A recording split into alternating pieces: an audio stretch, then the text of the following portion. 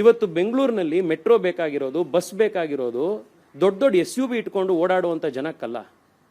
ಯಾರ ಹತ್ರ ಬಸ್ ಇಲ್ಲ, ಕಾರ್ ಇಲ್ಲ, ಯಾರ ಹತ್ರ ದೊಡ್ಡ SUVಗಳಿಲ್ಲ, ಸಾಮಾನ್ಯ ಜನ ಯಾರು ಓಡಾಡ್ತಾರೆ ಅವ್ರಿಗೆ ಇದು ಅರ್ಜೆಂಟ್ ಆಗಿ ಬೇಕಾಗಿರೋದು.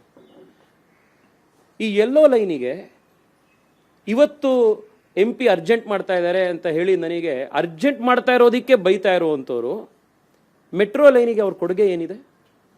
4 ವರ್ಷದ ಹಿಂದೆ ಲ್ಯಾಂಡ್ ಅಕ್ವಿಸಿಷನ್ ಸಮಸ್ಯೆಯಾಗಿ ಈ ಪ್ರಾಜೆಕ್ಟೇ ನಿಂತೋಗೋ ಸ್ಥಿತಿ ಬಂದಾಗ ನಾನು ಯಾವಾಗ ಲ್ಯಾಂಡ್ ಅಕ್ವಿಸಿಷನ್ ಅನ್ನ ಸರಿಪಡಿಸಕ್ಕೆ ಎಲ್ಲರನ್ನೂ ಕರೆಸಿ ಪಂಚಾಯಿತಿ ಮಾಡಿ ರೆಡಿ ಮಾಡ್ತಾ ಇದ್ದೆ, ಅವತ್ತು ಎಲ್ಲಿದ್ರು ಇವರೆಲ್ಲರೂ? ಸಿವಿಲ್ ವರ್ಕ್ ಪ್ರಾಬ್ಲಮ್ ಆಗಿ, ಟೆಂಡರ್ಗಳ ಪ್ರಾಬ್ಲಮ್ ಆಗಿ ಕೋರ್ಟ್ನಲ್ಲಿದ್ದಾಗ ಕೇಂದ್ರ ಸರ್ಕಾರ ಜೊತೆಗೆ ರಾಜ್ಯ ಸರ್ಕಾರದ ಆಗಿನ ಅಧಿಕಾರಿಗಳ ಜೊತೆಗೆ ಕೋಆರ್ಡಿನೇಟ್ ಮಾಡಿ ಅದನ್ನೆಲ್ಲದನ್ನು ಬಗೆಹರಿಸಕ್ಕೆ ಪ್ರಯತ್ನ ಮಾಡಿದಾಗ ಎಲ್ಲಿದ್ರು ಇವರೆಲ್ಲರೂ? BMRCLಗೆ ನಮ್ಮ ಸರ್ಕಾರ ಇದ್ದಾಗ್ಲೂ ಮತ್ತೆ ಕಾಂಗ್ರೆಸ್ನ ಸರ್ಕಾರ ಇದ್ದಾಗ್ಲೂ 2024 ಜನವರಿವರೆಗೂ ಕೂಡ ಫುಲ್ ಟೈಮ್ MD ಇರಲಿಲ್ಲ. ಬೆಂಗಳೂರಿನಲ್ಲಿ ಕೇಂದ್ರ ಸರ್ಕಾರದಲ್ಲಿ, ಇಲ್ಲಿ ಡೆಲ್ಲಿಯಲ್ಲಿ 4 ತಿಂಗಳು ಸತತವಾಗಿ ಬೆಂಗಳೂರು ಮೆಟ್ರೋಗೆ ಫುಲ್ ಟೈಮ್ MD ಬೇಕು, ಇದರಿಂದ ಎಲ್ಲಾ ಪ್ರಾಜೆಕ್ಟ್ಗಳು ಡಿಲೇ ಆಗ್ತಾ ಇದೆ, ಅರ್ಜೆಂಟ್ ಆಗಿ ಓಪನ್ ಮಾಡಬೇಕು ಅಂತಾನೆ ಹೋರಾಟ ಮಾಡಿದೋ ನಾನು. ಅವತ್ತೆಲ್ಲಿದ್ರು ಇವರೆಲ್ಲ? ಚೈನಾದಿಂದ ಯಾವ ಟ್ರೈನ್ ಸೆಟ್ಗಳು ಬರಬೇಕಾಗಿತ್ತು, ವೀಸಾಯಿಂದಾಗಿ ಪ್ರಾಬ್ಲಮ್ಗಳಾಗಿತ್ತು.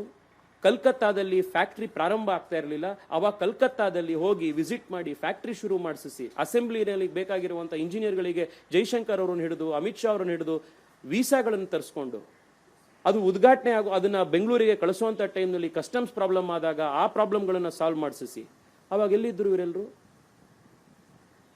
ಕಳೆದ 2 ವರ್ಷದಲ್ಲಿ ಅರ್ಧ ಡಜನ್ ಟೈಮು ಯೆಲ್ಲೋ ಲೈನಿಗೆ ಮುಹೂರ್ತ ಫಿಕ್ಸ್ ಮಾಡಿ ಅದನ್ನ ಮಿಸ್ ಮಾಡಿದ್ದಾರೆ BMRCL ಅವರು. 1 ತಿಂಗಳ ಹಿಂದೆ ಸಾರ್ವಜನಿಕರನ್ನ ಅವರ ಪರವಾಗಿ 100 ಜನನ್ನ ಒಟ್ಟಿಗೆ ಹಾಕೊಂಡು BMRCL ಆಫೀಸಿಗೆ ನಾವು ಪ್ರತಿಭಟನೆ ಮಾಡಿದಾಗ 15ನೇ ತಾರೀಕು ಒಳಗಡೆ ಇದನ್ನು ಓಪನ್ ಮಾಡಿಸಲೇಬೇಕು ಅನ್ನುವಂಥ ಪಣ ತೊಟ್ಟಾಗ ಎಲ್ಲಿದ್ರು ಇವರೆಲ್ಲರೂ?